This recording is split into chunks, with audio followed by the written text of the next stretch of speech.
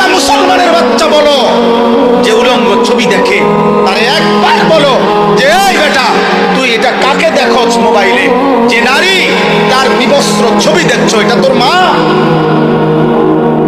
এই নাফরমান ছেলেরা, আমি বুঝি না, আমরা তো চেহারা দেখলেই বুঝি। আমি দাঁড় করাই, নারী আসক্ত ছেলে দাঁড় করাই, মোবাইলে উলঙ্গ ছবি দেখো আমি দেখাই, আমি দাঁড় করাই। বেনামাজি এক ওয়াক্ত সেজদা দাও নাই, আমি এখন দাঁড় করাই। আমি ইনশাআল্লাহ কোরআন সামনে বলবো, তো তুমিও কোরআন ধরে বলবা, কসম করে বলবা, আল্লাহকে কসম করে বলবা যে না, আমি নারী দেখি না, ছবি দেখি না, উলঙ্গ দৃশ্য দেখি না। বলো, এই তোমার মা? যাকে দেখো সে তোর মা বেটা, তোমার বোন, তোমার মেয়ে, তোমার ফুফু, তোমার খালা? এই অসভ্য, তো যাকে দেখো সেও তো কারো মা। তুমি কি চাও তোমার মাকে কেউ উলঙ্গ দেখো?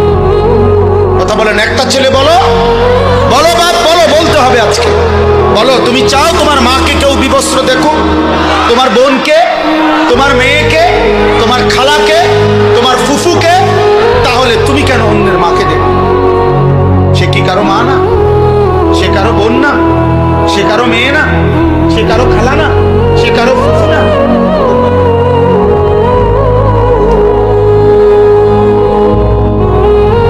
তোমার রক্তে ইনসান নাই? তুমি মানুষ না?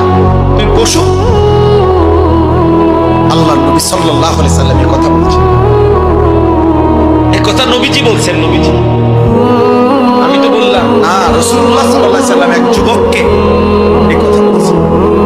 এই যুবকের এই কথা বলার পরে যুবকের কলিজায় এমন ধাক্কা লাগছে, যুবক বলছি ইয়া রাসূলুল্লাহ, আল্লাহর কসম আমি আর কোনোদিন জিনার রাস্তায় পা বাড়াবো না। নবী তখন তার তিনটা দোয়া করে দিছিলেন, আল্লাহুম্মা গফির যামবাহু ওয়া তাহহির কলবাহু ওয়া হাসসিন ফারজাহু।